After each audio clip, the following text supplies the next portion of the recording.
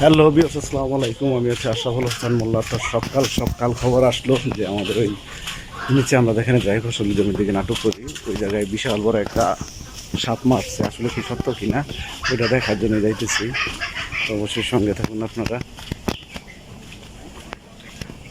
আর ওই সাইড তো পানির সাইড তো সাপটা থাকে আর কি। ভিউয়ার্স, আমরা চলে আসছি। আয় হায় হায় আল্লাহ, এটা হইতেছে আপনাদের সাপটা।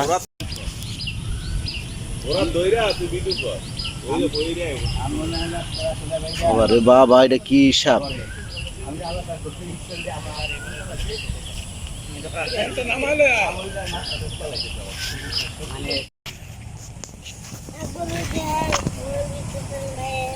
তবে আর দেখতেই পাচ্ছেন কিছুদিন আগে কয়েকজন মানুষ মারছে, এইটাই মারে নাই, কিন্তু সাপের খুব উৎপাত বেড়ে গেছিল। অবস্থাটা কি দেখেন।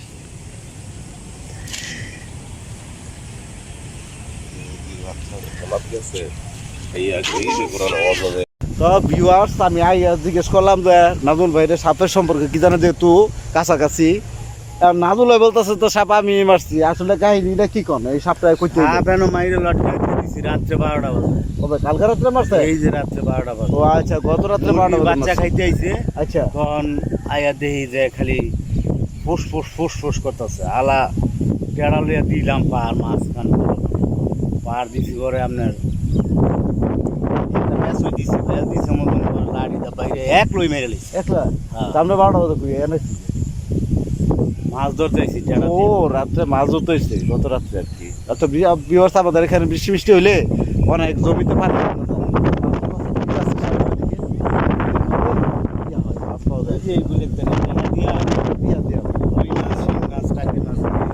পাওয়া যায়। পরবর্তীতে মাইরা হেন তুলে রাখছে। আমি তো সতর্ক আইতাছি। না, মানুষে দেখবো পরে এটা গর্ত কইরা গাতার ভিতরে গন্ধ বার হয়ে যাবে তো।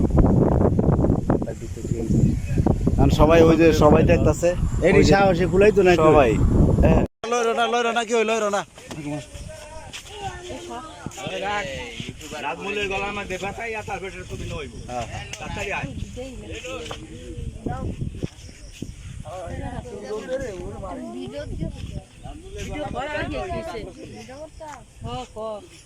এই সাপ এদিকের মাইসে মারবো সাহস আছে নি? এটা হ্যাঁ, পরে আইছে পরে দিয়ে খালি শুকনো আরাম হইতাছে। হ্যাঁ, আচ্ছা আর দিছি মতো লাগলো গলা। আচ্ছা লাগার পরে এইটারে লাড়ি লইয়া এই যে লাড়িটাতে চিকুন লাড়ি এইটা তুই মারছিস। ভাই এই যে লাড়ি রাখলে আল্লাহ মারে কে হায়াত নাই সেটা।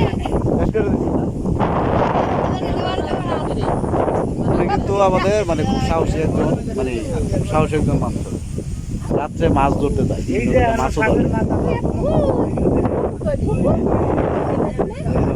অনেক বড় সাপ এটা, অনেক বড়। আমি মনে করছি যে ওই অন্য ভাই যে রিপন ভাই ওনার মারছে, কিন্তু আজকে আবার শুনি যে আমাদের এই নাজুল ভাই মারছে।